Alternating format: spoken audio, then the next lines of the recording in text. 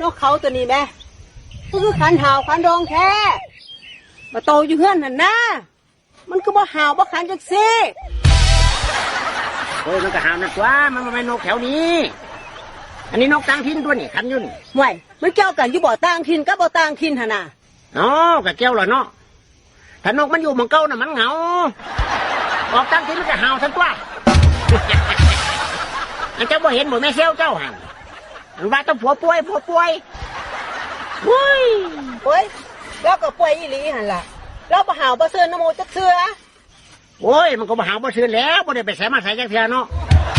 มันสิจำกัดพื้นที่เว้ยเราปล่อยมันไปมึงรู้มันบ่หาวดองๆโลดน่ะ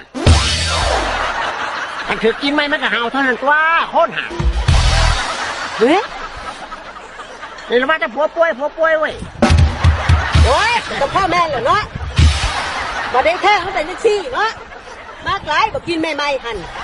แต่สะพอออกนอกบ้านพากันหาวดองๆไผก็ได้ว่าจะอกจะอุยบัดกลับเข้ามาบ้านหั่นนะว่ามันพากหลวง